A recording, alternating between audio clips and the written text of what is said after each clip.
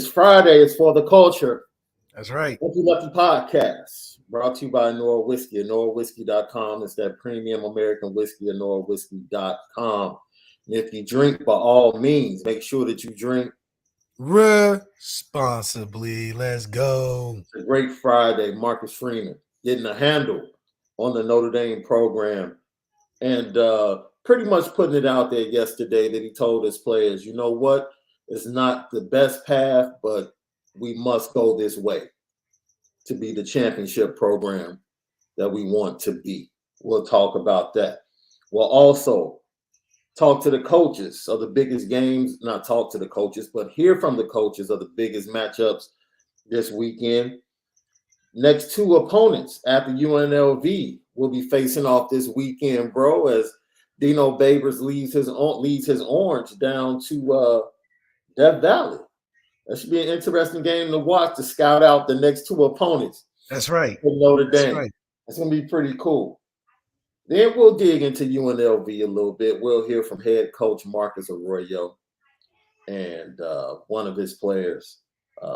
Very interesting what they had to say, not so much about facing Notre Dame, but about enjoying the trip to Notre Dame. Yeah. Some interesting stuff. Did you ever get that? Like when teams came into Notre Dame that they were so consumed with playing in Notre Dame Stadium and going to the College Football Hall of Fame and kind of trying to take everything in rather than the game itself? It really just unfortunately adds wood to the fire. Every team looks around like, oh man, they just get inspired to play better. Some shit. Right.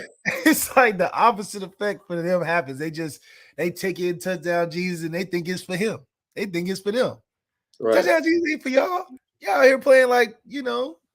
So I think that's probably a good and bad thing about Notre Dame is we inspire other teams when they come to Notre Dame and they look around and be like, man, we land in Indiana, but this ain't Indiana. Yeah. It's a magical land of Notre Dame. We gotta play our A game, and they tend to come out there and do that. So we'll see, man. I mean, look at DJ Uiagalelei. His best game in his career is the Notre Dame game they lost. No, I push that. Still to this day. Wake Forest this year. Wake Forest this year. Wake Forest this year was the best game he's ever played, bro. That's the best game he's ever played. So? Yeah, man. I guess you can give them that because they won. If they won against Notre Dame, then that would consider. Yeah. I absolutely think so. Yeah, that Wake Forest game this year was the best game he ever played. Late last night, I stayed up watching the replay of Alabama, Tennessee, and it was just frustrating to watch it again, bro. But I'm excited. You know why I'm excited?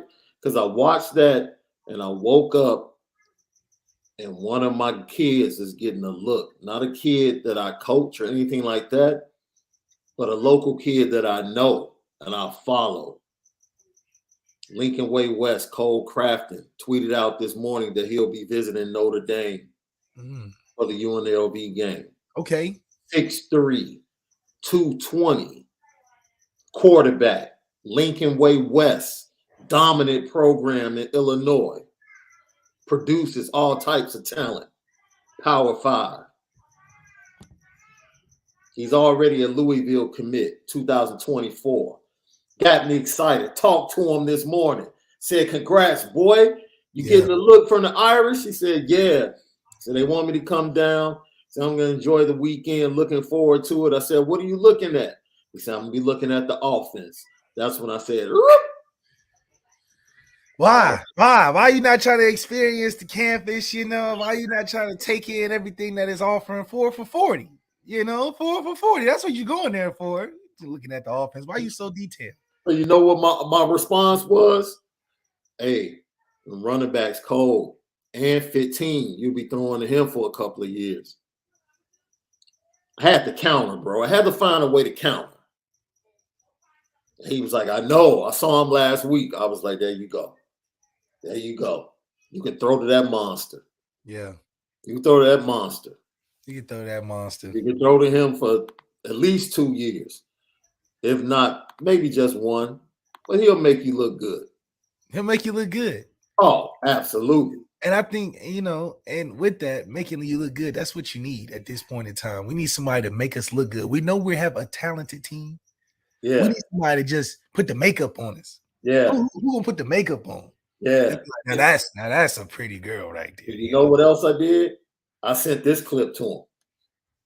Mm-hmm. I mean, Tobias is a speed demon. He has really good routes, big target, has great hands, and he's been working his tail off to go make a play like that. And you saw earlier, I missed him on a route earlier in the end zone that we could have scored on as well. And he's a great target for us, and we're going to keep building on his role. Yes. Yeah. Yes. That's what I sent him.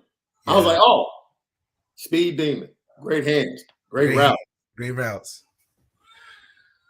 My boy Cole Crafton, Lincoln Way West. Left, you want to diagnose him for me? Yeah, let's go through it. You want to diagnose him for me? We can do it right now. Let's do that. We can Cole do Crafton, it. like I said, Lincoln Way West, 6'3". Look, man. Hey, I might give Cass a pass, boy. I might give him a pass to bring this kid. Sophomore, 6'3", 210. No, we like our big guy. About 220, bro. He's about 220.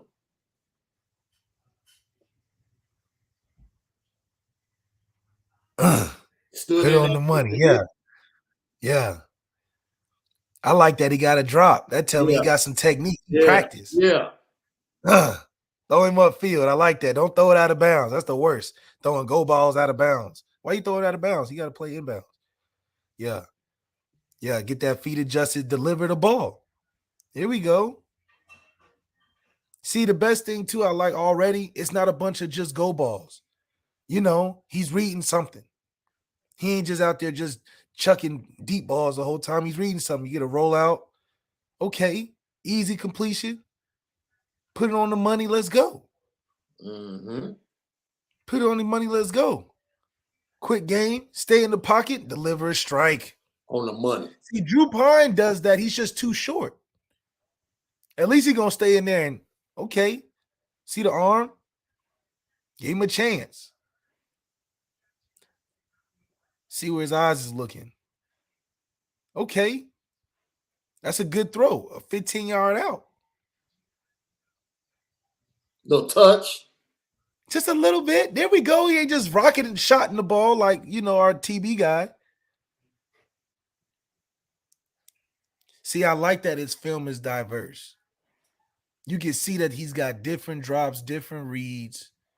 He's staying in the pocket. He's standing tall in the pocket. He got a little movement. Now, I wouldn't think he's the fastest guy in the world. Right. But him being able to get the ball out of his hands and buy enough time, he seems comfortable of throwing over the middle.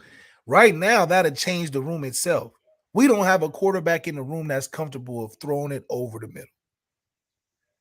And this whole tape is throwing it over the middle. So that right there is an edge up.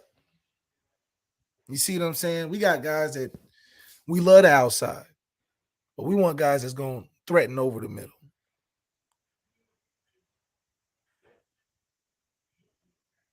What do you think so far, Left? 2024. He's a junior year right now. Once again, 6'3". I've seen him in person. He's more about 220. Tape says 210. This is his sophomore film. I want to say again. This is his sophomore film, Left. Now, hopefully he doesn't get fat and turn into a tight end like the Belldozer. No. Because usually guys, if you 220 as a sophomore, you ain't getting no lighter. No, he's 220 as a senior. He just picked up weight this year. I seen him up close. Just a talent. You don't want to go into school. I would like him to be a little more in shape, a little more dynamic. I think that'll just add more to his game because everybody knows the most dynamic quarterback is usually the one that's got your team in good position in college football. Yeah, currently. So if he can get a little more, get his baby legs from out under him and get more strong in the pocket, a little faster. But as a sophomore, for what he's asked to do, he's doing it really well. Yeah, and I think you see a kid be consistent and have consistent film of hitting those outs, rolling to it, dropping to it, hitting the go balls, hitting over the middle. That's good tape to evaluate. So once again, oh boy, let me tell you something. Cole Crafton, quarterback, 2024. He's a 4-star kid, Lincoln Way West. Literally, bro, like 7 minutes from me down the street. Watch this kid come up through Pee Wee, through the neighborhood leagues over there in New Lenox, Illinois. He grew up watching A.J. Henning, J.J. McCarthy when he came up through that system over there in New Lenox. So this is that pipeline that produces great Power 5 players.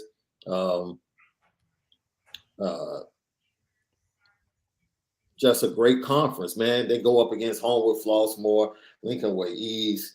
They go up against Bolingbrook, which is another great. Good team. I heard about them. Joliet Catholic, they play them when they go out of conference. It's just a great level of high school football in the area. So, look, Cole Crafton once again, junior 24 class.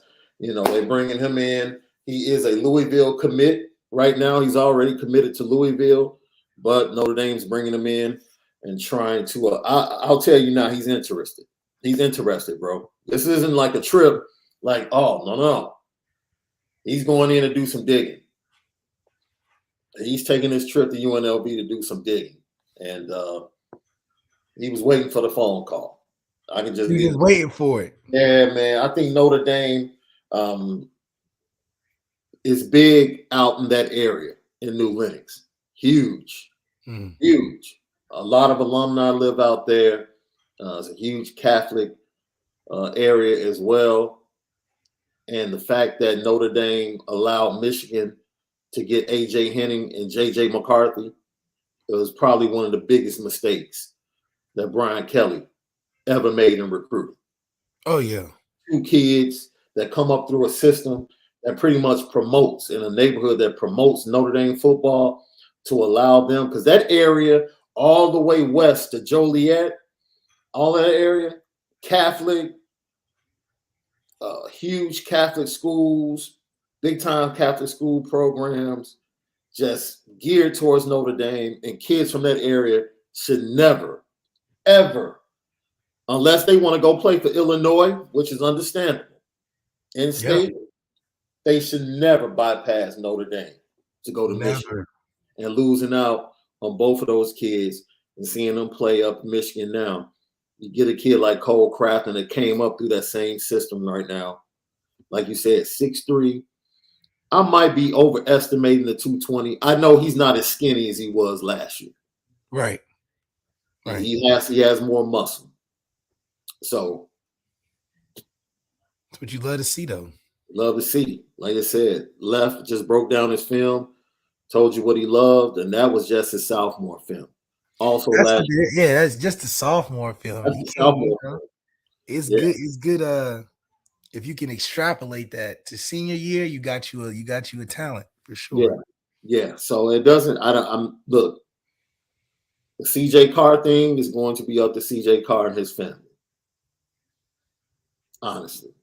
Right. I mean, I wouldn't rush it until things figure itself out up at school. You rushing into what? A transition still, because the offense is going to look different. Yeah. Next year, regardless, because Drew's not going to be there, and Tyler Buckner is coming in, or maybe a transfer. So the offense is even going to look, like how to look today. Yeah. I agree with that. So Marcus Arroyo leads the UNLV Running Rebs into Notre Dame Stadium. It's safe to say that they are a massive underdog. I think right now it might be sitting at 25. The fact that Notre Dame is a 25-point favorite in any game should be a 50-point favorite. Good grief. But it's 25 because they seen what we look like in these other games. So absolutely. I'm not surprised. Absolutely. So Marcus Arroyo, coming to Notre Dame, it can be nostalgic. He was asked by the media his thoughts on playing this game in visiting Notre Dame as well, with his star linebacker Austin Ajake. First, the thoughts on playing Notre Dame. Well, to get back into another week, excited to get one more day to try to get healthy, and we got a big game on the road at Notre Dame versus a really, really talented team, a very well-coached team, good group of players, play hard, good coaches. I know Coach Freeman's done a great job, and Coach Golden and Tommy have done an awesome job of putting that thing together. So they may be going through some bumps, but they're not fooling us. We got a good team and a hard place to play, and our guys are got to put in a good week of work. He called Tommy by first name. Mm. I don't know if they have a relationship or something, but they're struggling. They've only put up 14 points in the last 2 games. Still averaging 25 points per game on the season. You know. I just don't want to play into it too much because we know who this team is. And I don't want to speak into it so much to where I'm almost doubting that we'll hit the 25. Yeah. I just want to feel confident in the fact of believing in who we are and what we have, and that we go out there and just actualize what we know we can do. You know, we got to get rid of that execute where I'm trying to, throw different things in there. But UNLV, they're not going to give us any slack. I think the coach is saying all the right things and keeping those guys focused and not letting the scoreboard fool the team that's rolling out there. And he probably understands that we play to the level of our competition. So if he has those guys right, it'll be a good fight, but hopefully by the end of the first quarter, it'll be over. Yeah. First quarter, I would love to see that, bro. Man, For real. like 21-0 after the first. Yeah. Love to see it. Love to see it. Like this game, you don't expect Notre Dame to lose or be in any type of battle going deep into this game. No. But that first quarter is going to be telling for me. That's going to be telling for me. How they respond. Should be a game where we get like Angeli in there and we all cheer for Angeli's first touchdown type of game. Maybe Ron Paulus sneak in there or something, Game you get the young Matt Salerno have like 2 touchdowns or something, something like that. But it is the first drive is what I'm looking at. Yeah, me too. Because it's very important. It's like the most important part of the game I'm watching. Because if we come out bull jiving against a team that everybody and their mama knows we're supposed to beat by a lot of points, it would say a lot about what the locker room is like at this point in the season under Marcus Freeman. You can't afford to come out flat. Regardless if I don't think we're going to lose, but it'll feel like a loss coming out flat. Because it's like, why y'all starting like that? You know what I mean? Do you not know we got November 5th, our Super Bowl coming up, and you starting flat against a team that barely deserves to be a D1 program in a lot of senses, So I think for us, it's about that first drive. Defensively, we're gonna do what we do defensively. I haven't really had to lean on them really changing the game for us, other than a couple more sacks, maybe a couple more pick sixes. But other than that, the defense has held their own. Yeah, I think for the offense, they just got to come. They got to come strong that first drive. Yeah, it's just no excuse. No, it really isn't. It really isn't. And Marcus Arroyo talked about visiting Notre Dame and the pressures of not only playing Notre Dame, but just being in such a special place. I mean, you got to be able to do that, I think, as you arrive and get there and do that on an individual basis. I don't think collectively we'll make anything like that. I think that we talked about it, started talking about it yesterday a little bit with the team, and been fortunate enough to coach at a bunch of different big places and play. And I think that the biggest message to these guys yesterday was the fact that those are things that for the rest of your life you'll be able to tell your family, your kids, and the opportunities, hopefully, if they care. Hey, where'd you play? Did you play there? But I think the biggest thing is not just playing there, it's playing well there. And I think that's a good story, because if you go there and you don't play well, or you go there and then it's just maybe just a trip, and we're not looking at it as a trip. We got an opportunity to play and practice again this week, and we get to go to a fantastic place with a lot of history, and the goal is to play well. See how they building it up? They're not saying that they gonna outright win, but they saying like, look, if they slipping, we're capitalizing. And that's just the problem we have at home. And really just in general is that the other team's best players play better than our best players. We play good as a team, but the other team's star players usually play a little bit better than our star players. Not that our star players don't play good, but it's just always one up. Cincinnati, you got Desmond Ridder just going crazy. You're like, where is the pressure? How are we not? He's just playing a little bit better than our star player. And that's the difference. For us to, like you said, put the makeup on us with these recruits or just our team in general, we need somebody that's going to make our team look good. We need UNLV going into the game being like, well, you know, they got a guy named Isaiah Fauski. We got to do something about that. We can't let him, you know, shut our game plan down. This team is going in there like they're the Mighty Ducks.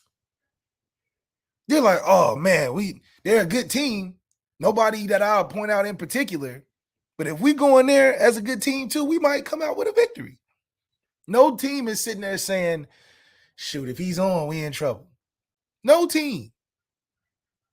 And that's a problem. Because no team is really threatened by us. They're just like, you know, it's a good team. Like, you can't go in there slacking. But we know that they're going to play to level the competition. If we play good, there's going to be some luck on our side too. And that's what ended up happening. Now, we'll end up winning and all that, but it just is like, where's our guy?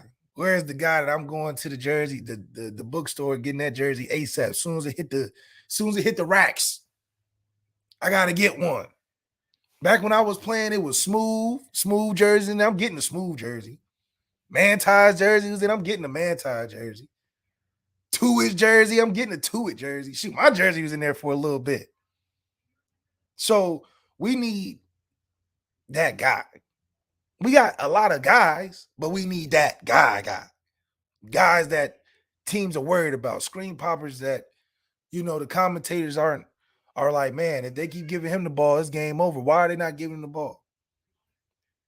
Where he's all over the field, that type of thing. I ain't heard Brandon Joseph's name outside of looking at his good stats all year. At this point in the season, we was talking about Kyle Hamilton every week. Did you see Kyle, the amazing pick, tackle for loss, fourth down stop? Taking his helmet off. NIL, getting money. Now it's like Brandon Joseph just a part of the secondary. He's playing good, but he's just a part of the secondary. Mm. That's why we can't get into that Elite One range of teams right now, because we have a bunch of great players that put us in that Elite 2 tier. Yeah. But that 1 tier, that Will Anderson, that Bryce Young, that Trevor Lawrence, that, you know, T. Higgins, we don't got that guy just yet. We got a guy like maybe top the bias, maybe, but still proven. You know what I picked up last night, and I encourage everybody, if you get a chance to watch the replay of that Alabama-Tennessee game, go to about the 3-minute mark where Alabama gets the ball and they're marching down the field. And I think they're close to midfield.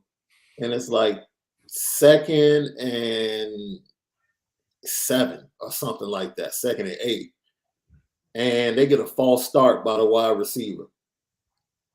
And they thought the camera's on Bryce Young, and Bryce Young, this is 4th quarter, 3 minutes, tie game on the road. Young wide receiver in the slot, false starts. You know what Bryce Young does? He looks at him and claps and gives him the thumbs up like, you good. You good.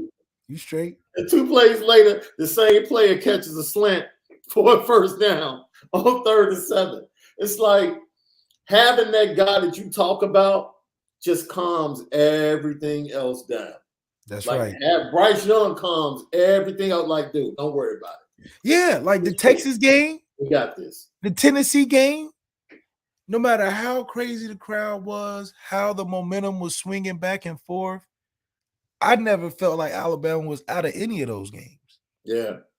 Even when they had the safety, yeah, and they was backed up, and it was they about to shut it down. yeah. What Bryce do when he came back out next drive? Score. They up again. Tennessee was like, oh, we about to choke. You know what I'm saying? And if Jahmyr Gibbs doesn't drop the ball with a minute left on the arrow route, Tennessee never gets the ball back. So it's a lot that has to happen for a guy like Bryce Young to lose. But when you have that one guy, that's what we're seeing. Whether it's quarterback or another position or defensively, who's going to step up and beat that guy that just says, "Hey, we good. We're good. I'm gonna go make a play. We're good." Yeah, don't let the fans get on you and it be loud. And they had a lot of false starts, but they was like, we straight. Dude, they were down 28-10, and Bryce Young's just like, relax. I'm about to get the like we're good, and that within itself, man, is something that, on a Thursday night, when all Notre Dame fans are sitting at home and we're watching ESPN and we're watching Denton Dyer against Allen, Texas, and seeing what Peyton Bowen's able to do, we're sitting there saying like, okay, if we can hold on to this kid, that could be a guy next year, even as a freshman, that can come in and make those type of plays. Like, yo, I got it. And that's what you want. You want to punt return in there. Yeah, hell yeah. Yeah. But can Peyton Bowen be as impactful as a Jalen Ramsey, as a Landon Collins, as a Tyrann Mathieu, as a Patrick Peterson, guys that Derek Stingley, even if we talk about recently, guys that go in there and make instant impact that can change a program. A Kyle Hamilton's freshman year, he was in there doing something. You saw 14, like, oh, this young cat, he's going to be all right, Yeah. That's the type of impact we need our freshmen to make, like a Ben Morrison, that's doing well. So if Peyton come in and do that, that adds to these guys are a problem. They're a good team, but, dog, they got some guys that, what's Georgia's issue? Not issue, but their advantage. They're a great team. But there's guys on that Georgia team that you like, that's just too good. We ain't recruit one of them. Like, they got right. Georgia just has 4 or 5 of those guys. Right. So yeah, you can play good, but then they got guys that are like, we're gonna roll these guys out and see what you do with that. Right. It'd be too much. Right. It'd be too much. What did Clemson do when they played us in the playoffs? The second time they rolled out Trevor. He was just too much. It was getting to a point towards the second half where he was just running QB powers and just running through tackles level. He's like, all right, bro, that's just ain't no coaching. Yeah. Ain't no I mean, that's a great point. You go back to when they were able to come back and beat Ohio State, even though they eventually lost to LSU in the championship game. Yeah. Trevor just took over. He's just like, you know what? Relax. I got this. Yeah. And that is something that, is the formula. You can't win an NBA championship without a top 5 player. No, you can't. You can't. Without a top 5, without a top, you can't. No, you can't. And, man, college football, you have to have a dude.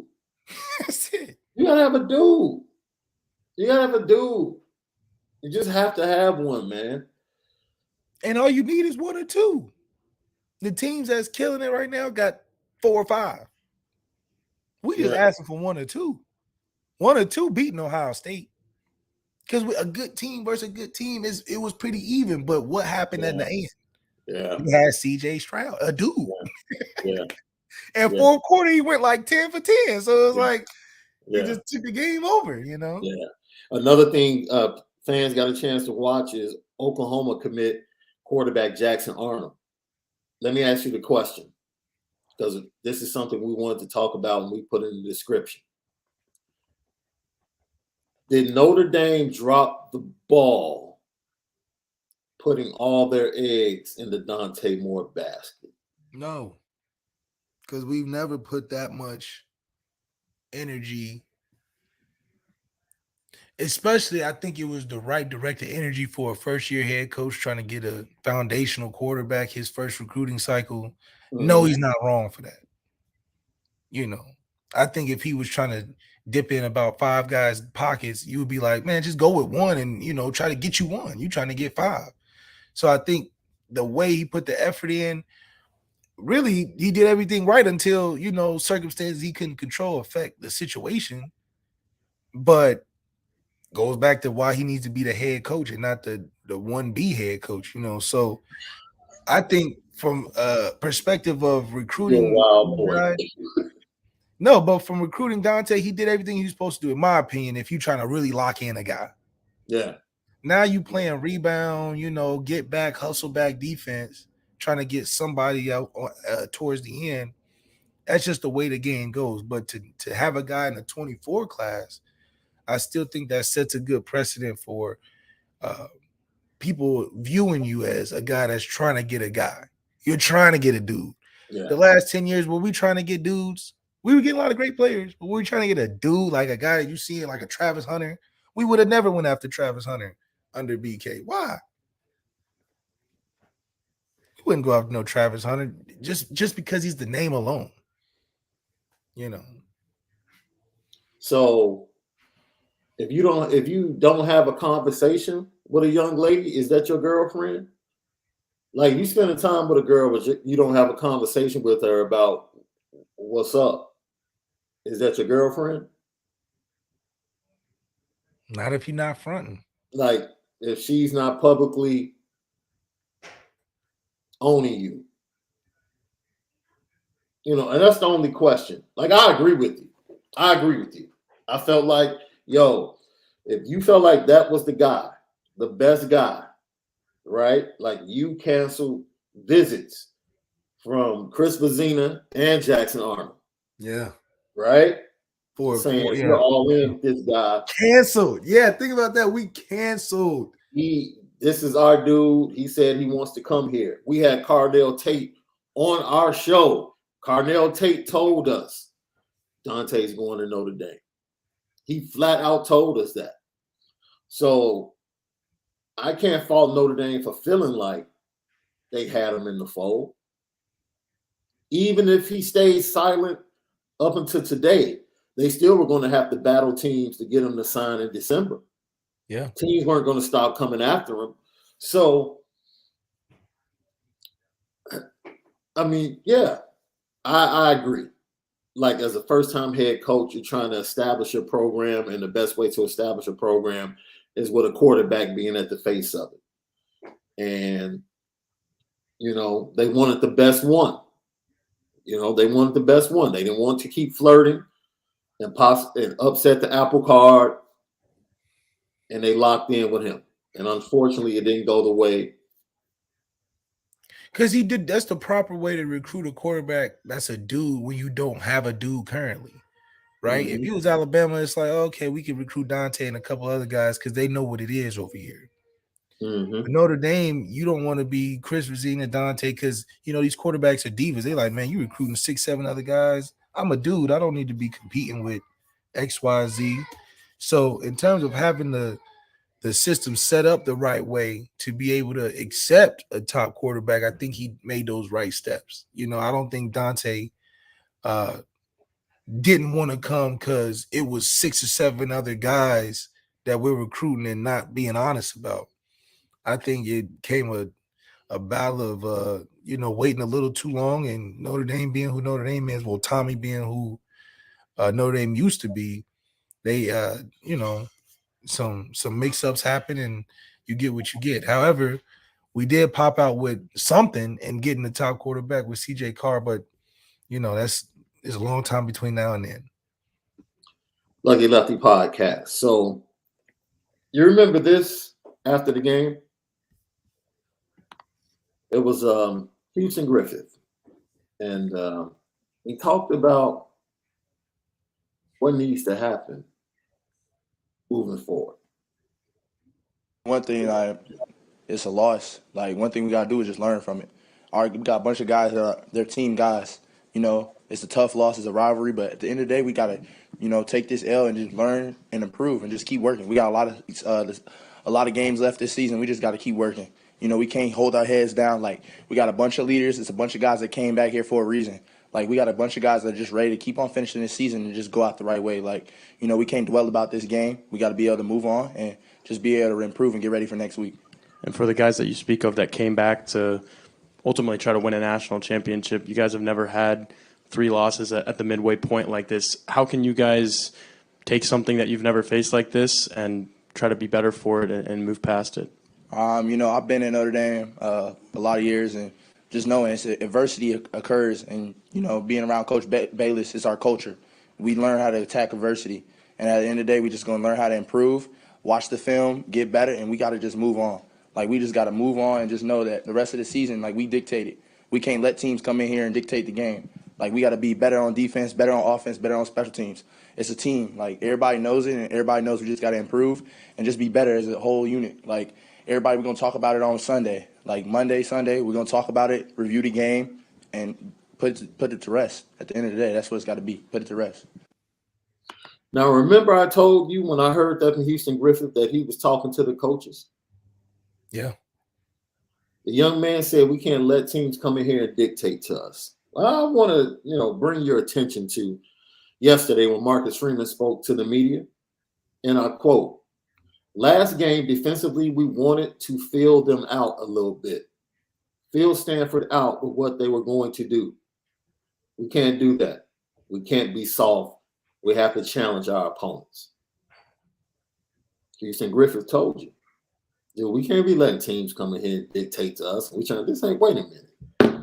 It's a tune-up fight. It's not a heavyweight fight. Yeah, it's a tune-up fight. Yeah, we supposed to crush these little teams. Yes. We have really good boxers going up against each other. The first 2 rounds are usually the fill-out rounds left. Yeah. Right? Let me fill you out. Like, see what you're doing. This is Stanford. What are we filling out? Why are we filling Stanford out? For what? Filling them out for what? And I'm glad to hear, and I'm not saying he took what Houston Griffith said and thought about it, but I'm glad to hear that Marcus Freeman took the time to say, look, man, we can't do this.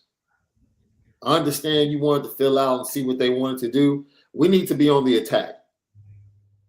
The offensive line was bad. Attack that. We need to be getting after the quarterback. Why are we trying to fill them out in the first quarter to see what they can do, giving them points in the process? Yeah, like the first quarter, the first drive of Stanford, you call that filling out? They went straight down the field and scored. Ain't no filling out. You didn't watch film? You fill it out if you didn't watch no film and you didn't prepare. You like, let me just see what they doing because I don't know what they doing. They don't do nothing crazy. That's the problem. They're not having motions and twirls and twists and deep balls and screens. They're like, we're just going to run this little read option, get real close to the line, and we're going to dump a little slant. Yeah. What are you filling out? Yeah. They ran the ball with the same guy 34 times. 34 touches for the running back. What else you need to fill? At halftime, he got 15. Oh, hell, we got to get – that's the plan. That's what they do. They going to the guy they giving the ball all the time. So I don't know, man. I think maybe it's one of those things that are the underrated parts about transitioning to a new head coach who's never been a head coach is situational things that, he probably didn't have to think about that as a D coordinator, getting his team tuned up to fight. Tuned up for a heavyweight in a couple weeks, that these are games that you can't be filling out. Ain't no fill out game.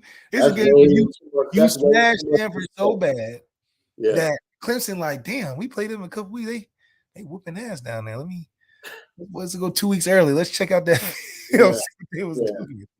That's way too much respect for Clemson, for Stanford. Way too much respect. You got them thinking it's a real rivalry now. Yeah. And I know coaches come out and they respect each opponent and they speak well and talk about the best players and what they have to look out for. But privately, you have to be like, yo, man, Let's go out here and kick their tails. That's what we're about to do. We're about to go kick their tails, man. This team has no reason to be on the field with us. Let's go. And if you can't talk to your team like that, with them being locked in and focused, come on, man. Come on, man. Like, you can't fool your team. Like, you knew when you were getting ready to play Virginia, and you knew when you were getting ready to play Clemson. No one had to get you up for the Clemson game. Nobody. No one. And it's almost like the coaching staff is coaching. Maybe that's the disconnect, Left. Maybe this coaching staff is really coaching. Is so cautious that it has upset the players. Like, when they see the game. Yeah. So it's the expectations they had coming in. Right. Was higher than what the coaches had coming in. Right. And now they looking like, what? Where are they coming out dominating and competing and talking stuff? And why are we running the ball and it's a minute to go before the half? Why are we not trying to score? Why are we taking a knee with a whole minute left? Yeah. You know, so that is one of the signs that I wanted to see from Coach Freeman, and why I fully believe that he is starting to take the reins of certain situations that he had previously given total autonomy to when it came to his coordinators and his positional coaches. Like, Al Golden spoke about it. And Al Golden flat out said, yeah, we're going to simplify a lot of things. Like, okay, man, you had that talk. Good. Coach came in and told you, like, look, hey, hopefully that double fire blitz with the linebacker. Go for right now. Hopefully that's the first thing that you scrap. Along with that safety blitz. Like, let's just scrap that for and put it in the closet for a little bit. Scrap that. We'll pull it out later. But. Man, for the most part, based upon what Freeman said yesterday, I think Tariq is going to be able to go with limited reps. Jaden Mickey probably is going to be out with that abductor probably another 1 or 2 weeks. Yeah, let the starters, get a couple, like the spring game. Let them get a couple good drives. Let's go up and let them young guys get in. Let them guys you've been holding on to for a little bit get in there. Yeah. Mix it up. Let Prince Colley play a whole half. Don't take him out. Let him play a whole half. Let the Bias play the whole second half. I think hearing that from Al Golden and hearing Tommy Rees, in a sense, talk about simplifying things and just, getting more reps for guys like Tobias Merriweather, which, hey, it is what it is. Like, there was never a reason for why. And this is interesting. I actually had someone on a message board, ask me about coaching, right? And whether or not coaching is different from someone that's a junior or a senior to someone that's a freshman. And this is the way I look at it. You coach everybody, bro. Everybody on the roster is 1 or 2 plays away from being in the game. Everybody. 2 linebackers can go down for Notre Dame against UNLV on Saturday. Yeah. Jalen Sneed has to be ready to go. You can't just coach your starters and your seniors and your upperclassmen and then say, well, man, freshmen, you guys keep plugging away. Keep watching. No, you have to coach everybody. Hard. Everybody. Coach them like they're playing on Saturday. Yeah, because that's the thing. It is only 4 years. Why are we acting like you got guys for careers and 10 years? And less than that. Because if you portal is less than that. So it's like, man, don't play with guys and tell them to come and then talk about we got to trust you. The time is too short. And these players know that time is too short with NIL, transfer portal, and you can leave in 3 years and all the things that go into it. Don't go in there in these press conferences talking about these freshmen got to wait, or don't recruit them. What do you recruit guys that's got to wait for? I don't understand that. So, I think that's us adjusting to the college football world in a sense. And hopefully it's not the hard adjustment to where we got guys leaving, guys that we won't. Yeah. But man, it's really about, truly starting fast. I know that was an old administration thing that we talked about, but starting fast is important because this game is ever faster in the transition of how it goes through the career for these kids. And so we need to be able to, like Ohio State does so well, like Alabama does so well. Them freshmen can play. You're going to see them in there, and then clutch times in the game. Clutch times, you're going to see them in the game. Alabama did it. They won a championship with it. And guess what? The guy they won a championship with, a receiver that caught it, won a Heisman, and the one that threw it went to first round. The guy that caught it won the Heisman. The guy that threw it went first round as a true freshman. So I'm telling you, that's the way to go. And the confidence it builds in recruiting can help mask the fact that we ain't been winning. Just to point out, Air Force put up 14 points in the first quarter last week. One came on a 60-yard touchdown run, and then they went on a 4-play, 18-yard drive right after that because they got a turnover on the kickoff return. They were up 14-zip. They ended up being up 28-zip before UNLV finally scored a touchdown. Then they came out and scored the first 14 in the first 8 minutes of the third quarter. Yeah. To go for it. Look, this is what it is. Like, we can give you stats on UNLV. We kind of talked about it. Teams, Air Force just ran the ball. Teams run the ball 60% of the time, and they do it successfully. Teams are completing 64% of the passes against this defense, even though the pass defense only gives up 219 yards per game, which is 46th in the nation. Right? So, like, we don't have to come in and fill UNLV out. You don't have to do that. You don't have to fill them out. Damn. And Austin Ajake, the middle linebacker, he said they're coming in to win, Left.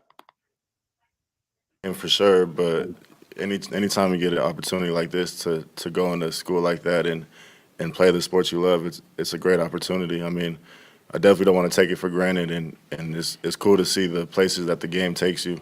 I never thought I'd be in Indiana playing a game, but here we are, and it's just exciting. But then when the whistle blows and it's time to go, it's time to go, and football is just football at that point. Whether you're playing in the backyard or whether you're playing in front of 80,000, it's the same game. So I try not to look at it like that. Of course, I mean, I'm grateful for the opportunity, and I want to take full advantage of it. Coach was telling the team yesterday that, it's cool to play there, but it's even better to play well there, and that's kind of the story that you want to be able to pass down and remember. So going into the week of practice, that's kind of where my focus is. It almost sounds like a script out of Hoosiers when they were playing South Bend Central for the championship, and they brought out the tape measure and they said it's the same, dimensions as we have in our court at home. Have you seen Hoosiers? No, I don't know. You don't remember Hoosiers? We play this game a lot in this building. I bet about 20% on movies. Yeah, but Coach, I mean, you can relate to that, right? Yeah. I mean, you're coming into an environment you're not, used to. No, there's a lot to that. Yeah, I think that's you try to get grounded and put yourself in a situation where the field's going to be the same dimensions, the ball's going to be the same size. They put their pants on the same way you do, but at the end of the day, you still got to go out and perform. And you've got a great team in a historical place that you've got to be able to minimize the distractions, ignore the noise, and go put your best foot forward. And I think all that is going to be obviously a predicate to a great week of work. So that's what it all comes back down to. Hey, man, look. See, yeah. Look, I understand he's probably about 19, 20 years old. Yeah. Man, dope, dude. This is what we're going to start a new segment. We just found a new segment for every Friday here on For the Culture. It's called Put Me On Game. Put me on game. Put me on game. Because there's certain movies that you should be able that you should have seen by now as a sports fan. But you got to remember, these guys Hoosiers is one of them, bro. These guys are getting younger and younger. The movies are getting older and older. Yeah. I had some of these kids' parents probably ain't seen the movie. I had a teenager tell me that they had not seen Boomerang, college student. And I said, who raised you? Listen, it's different times, man. It's different. You'd be surprised how far, some of these kids' history goes far back to Power Rangers. That's about it. They don't have no in-depth, like you ain't never seen no Superfly, no Shaft, no good movies like that. I'm not even asking to go back that far. You've seen Love Jones, right, bro? Yeah. But you got to think I'm a 95 baby. These babies is born yesterday. Literally. You got to say, man, you got to think what's relevant to them. That's like. So I shouldn't expect him to know. I shouldn't expect him to have watched Scarface, The Godfathers. He's right outside that realm. He'll know about it because he's like, oh, I'm supposed to say I know that, but he probably ain't seen it. I bet you these kids don't even know Remember the Titans. I bet you that's like their intro into watching classic movies is Remember the Titans. If that. I got D-Rock Irish. Never seen it. Said kids don't even know what the capital of California is. They probably think it's LA. They literally probably think it's Los Angeles. So, it feels like we getting I don't want to say dumber as a culture. We're getting more forgetful of our history as a culture. Yeah. So, Lucky Lefty podcast. We fully believe that Marcus Freeman, based upon certain things we've heard from the coordinators, and him admitting like we had the wrong approach. Like, there's no way we should have been filling this team out. Like, you're not Cincinnati no more, brother. Setting my team up to be soft and not aggressive. We got to be aggressive, come out. And hopefully he conveys that to his team. And Houston Griffith pretty much said it after the game. And for him to come out and say that yesterday, it's like, okay. Because Notre Dame always plays up to the competition. Like, Notre Dame's going to play up. They're going to play. They're going to play good against Syracuse. They're going to go up to Syracuse. Syracuse is going to either be undefeated or be a one-loss team coming off that Clemson game. And Notre Dame's going to go up there and play a good game. Whether or not they win, it's a whole nother issue. They're going to play good. When Clemson comes in here, it's going to be a competitive game. Notre Dame's going to put up a fight. It's just a matter of whether or not they can get the victory. That's just the way Notre Dame is. That's just the way they are. And then they'll go back and play Boston College and just keep Boston College in the game. Right outside a touchdown all game. Phil Jacoba could come in and throw for like 340. Yeah, he gonna go crazy. Best game of his career. We gonna get him probably drafted, and when he gets drafted, they're gonna play all the Notre Dame clips. Yeah. How he fried us or something, Yeah. Lucky Lefty podcast. So once again, what Houston Griffith said, I loved it. Once again, what Houston Griffith said, I loved it. I love what Houston Griffith said. I absolutely loved what Houston Griffith said. I just did that on purpose. I'm being petty. You can put me on the petty train. That's right. You like it. Lucky Lefty podcast. Let's get to some of this weekend's games, bro. Got some big matchups. One of the most impressive matchups is number 9 against number 10 out on the West Coast. The Pac-12 has taken center stage. They have 4 really good teams that have been battling it out, and they're going to battle it out down to the last weekend. And UCLA goes up to Austin Stadium to face the Oregon Ducks. And Dan Lanning, he was asked about the game and his thoughts on facing the Bruins. On defense, we really want to stand out on third down and do a better job there on third down. I think that's important for us. This will be a tough, challenging game because they're one of the best in the nation at it.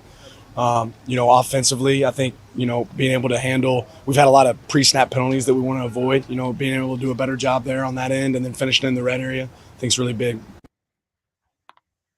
So Dan Lanning admitting, like, what he's facing. Did you know, man, that UCLA, Dorian Thompson-Robinson gets a lot of the ink.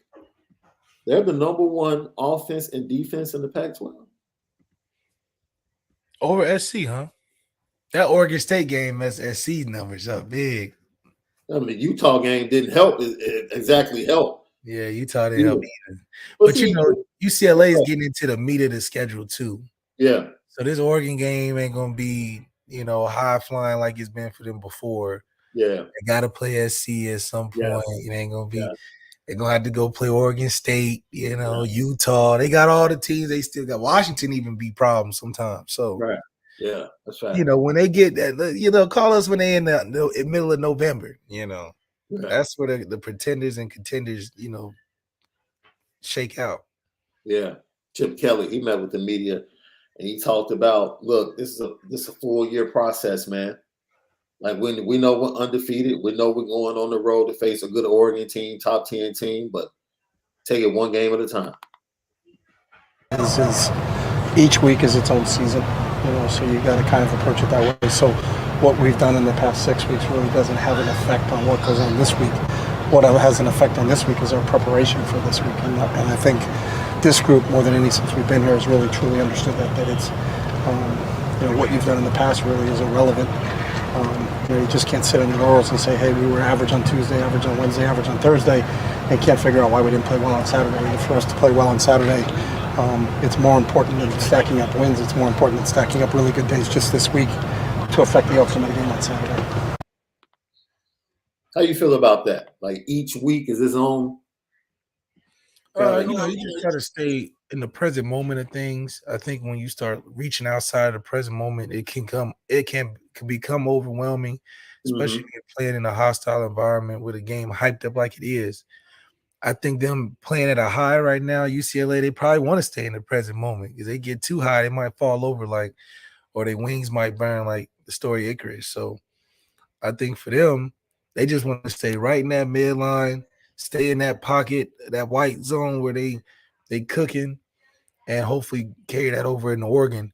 I feel like Chip Kelly feels like we get outside that perspective or scope of being hot right now, we're going to be in trouble. So, every coach wants to stay in the present, but sometimes I think it's okay to be, living in the laurels of what you've been able to do too.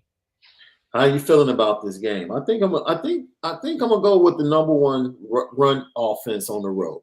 I think I'm gonna go with Zach Charbonnet and the efficiency of Dorian Thompson-Robinson.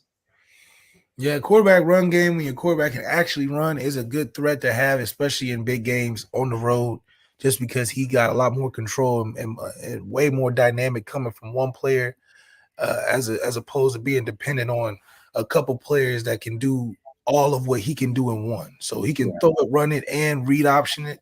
Yeah. You got you a threat, and I think that's going to be a lot for Oregon on Saturday.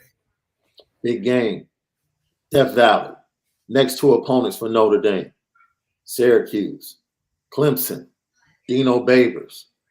What it do, though? What it do? Fun. This is what all these young men come in to play, this opportunity. You're going into Death Valley with this university. I've gone to two of them. And they're both impressive places to play. Have not had any success, but there's a lot of coaches that haven't had success at those places when they're going in there to play. But we're looking forward to the opportunity. We even hear it's homecoming. There's been some noticeable improvement this year in DJ Uiagalelei's game. I'm wondering what you've seen watching him on film. Totally agree with your statement. I think he is much more improved. Their offense has changed dramatically based off of his improvement, and it's a testament to him. Had an opportunity to meet him, obviously in ACC Media Day. He's a fine young man, a huge person, by the way, and but he's a good spirit, good person, and I'm glad for his success. I think he's more confident, he's more comfortable with what's going on. I think he's more in line with Coach and I and what's going on with the offense, and then I think he has a fantastic feel for the guys that are around him. You know, a quarterback is a point guard. His job is to make sure everybody else is better. It's not for him to go out there and score 50 points by himself. That's not what good point guards do, unless that is necessary. But I think he's done a fabulous job over the summer of just knowing what guys can and can't do, and then giving them opportunities to do that when they're on the football field. Simple.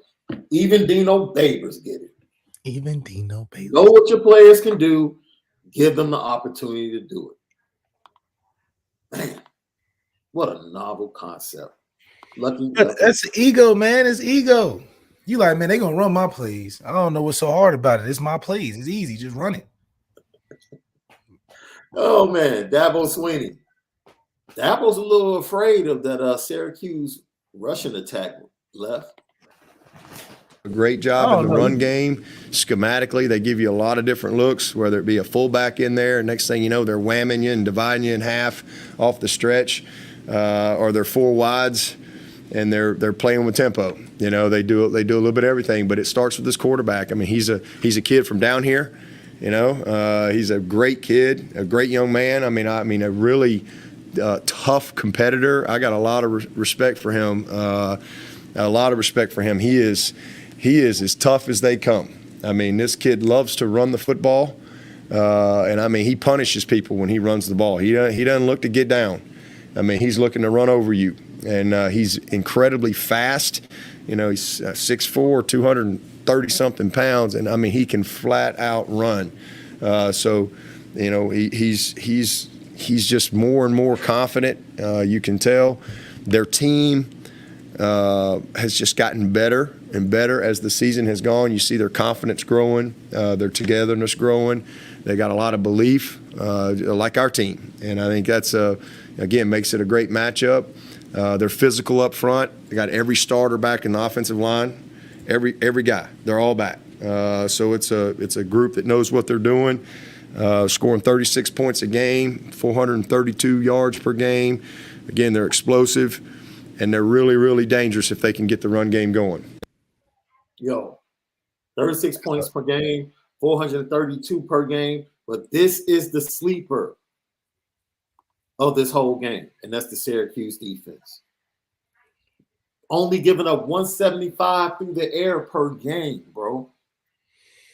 But that's 14 points per game. You would say, dude, they've been talking about this offense and Sean Tucker and the quarterback. The Syracuse defense is a whole lot better than Dino's had in previous years. Oh, yeah, the previous years for sure. But the thing is, DJ not no 400-yard quarterback if you're not giving it to him. He's going to take what you're giving him, and that's running the football. So if they gave up 100, less than 100 rushing, I say this is a good matchup. But, you know, go ahead. No. You're right, Left. You're right. So what's your final prediction? Will be huge. My numbers for this Clemson Syracuse game, I think it's going to be an odd game because fans watching are not going to expect Syracuse to be this close to Clemson. And I get the same feeling like how I was surprised by how close Wake Forest was. So I'm thinking this is going to be a 32-35 game. I got to go into Clemson. I think Syracuse is going to give them all they can handle, honestly. All right. I think the same. I think it's going to be a close game. I think we end up facing a one-loss Syracuse game that's going to be playing to keep their season in the NY6 hopes alive when Notre Dame comes into Syracuse. So that game, they're going to be motivated either way. All right. Thank you for the climb to 3,000. It's because of you guys that we keep ascending. Hit the like button. Share. Let everybody know Lucky Lefty Podcast, the fastest growing podcast centered around Notre Dame football. We Spin It Different, brought to you by Onora Whisky, man. It's been a great week of shows. If you missed any of the shows, make sure you get connected and watch all of them. Great content. Dante Vaughn, former Notre Dame defensive back, was on with us yesterday talking about his brand Don Qua. They have a pre-sale going on this Monday, a release of Notre Dame sweaters, collab with Don Qua. That's donqua.com. DonCroyer.com. DonCroier. No, DonCroire.com. That's DonCroyer.com. You know what time it is.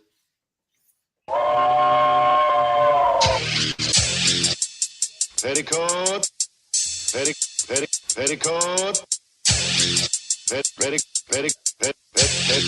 Petticoat Junction. It's time to get petty. Oh, we did a good job executing. Now, are you upset with something? And fire up the Petticoat Junction train. I just don't like you. You don't?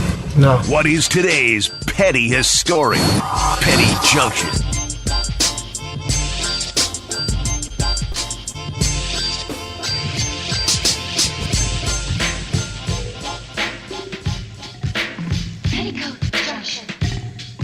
That's right. Petty Junction, Pettiest Stories of the Day, brought to you by Onora Whisky, OnoraWhisky.com, and Premium American Whiskey, OnoraWhisky.com. Left, man, Petty Train might be a little full today, my brother. Oh, my goodness. I would like to alert your attention to basketball is back. That means TNT and the TNT studio crew is back, and Kenny Smith, man, it's just doing the most, bro. Just doing the most. Greg Popovich, one of the greatest coaches ever, said something to me one time. We were down there doing a game. Stop eating. Don't go to Krispy Kreme.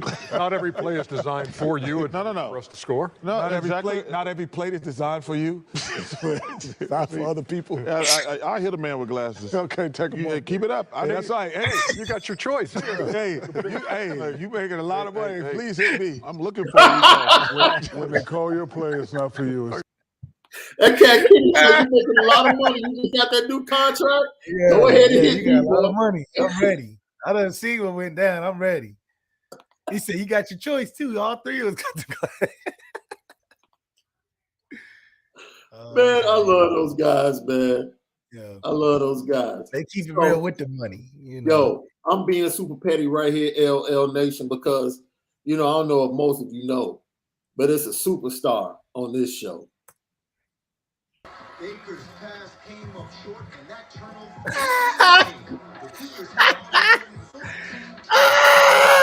Look. Oh, my God, bro. Wait a minute, dude. Wait a minute. Me and Max is that thing holding it down. I can't make it, bro. That's why we lost. Me and Max wasn't in the game, man. Sorry, That's 8 on the sideline, like, yo. Yeah, me and Max, like, bro, I can't believe this shit. At the ATL Bowl. Oh, dude. I done carried the team the whole way. We done put Jordan's sorry self in. He lost the game, man. That's crazy. I love it, Left. You're on your way to that sad card, bro. You're on your way to that sad card, bro. You're on your way to that sad card. Hey, you know who else we got to put on the petty train? Russell Westbrook. Oh my God! I'm so sick of watching tonight. Solid. Played hard. That's all you can ask for.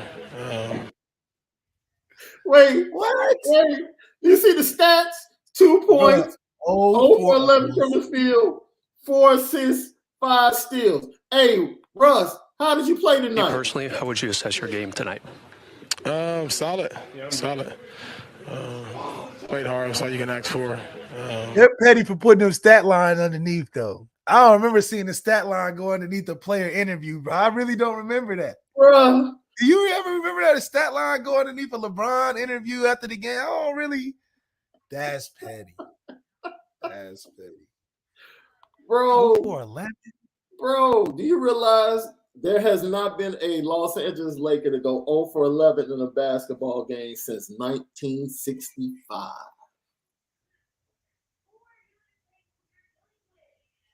Starting backcourt of Russell Westbrook and Patrick Beverley was a combined 1 for 19 last night, my brother. LeBron, like, man, Bronny got to hurry up because I can't take this much longer, bro.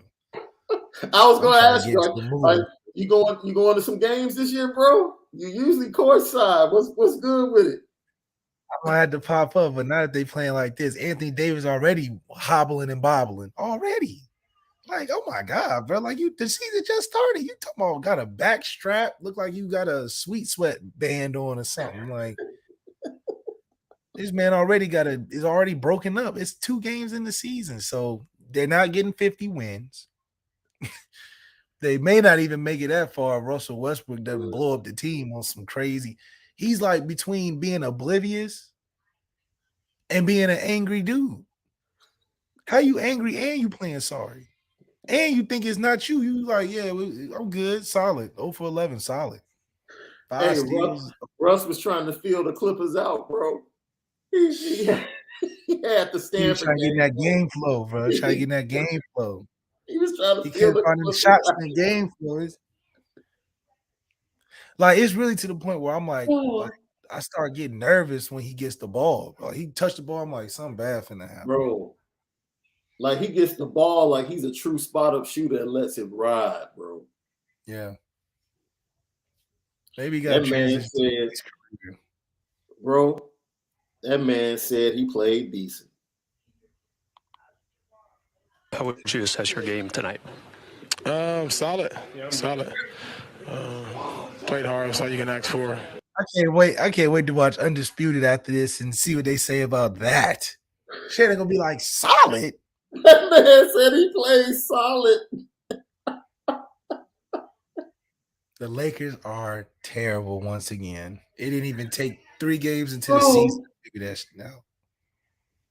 Oh, man, dude. That man said he played solid, bro. Buddy Hield, we need you. Oh, man.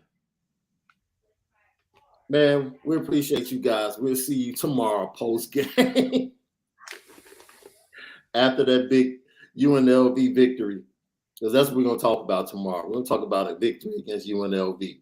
Big-time victory from Notre Dame. Give me your final score, Left. Notre Dame, 40. UNLV, nothing. Dang. Yeah. Dang, Left. Yeah. That's how we got to come out and play. 40-0? UNLV can't even get a field goal? No. Marcus Freeman need to play like an angry black woman. Just go out there and just take over. Wait a minute. We have no issues with black women. No. That's a positive thing. I'm saying a positive thing. Because, that's an indestructible force. Yeah, it is. Yeah. I'm going 34-3. I'm going 34. Yeah, we can't give him no love, man. We gotta get a shutout for Marcus Freeman, man. Matter of fact, I'm going 31-3. 31-3. 34 is too much respect. Hey, man, we'll see you guys tomorrow after the show. Have a great Friday. Great day. But most of all, make sure you spend it different, man. This fool, man, said he was solid.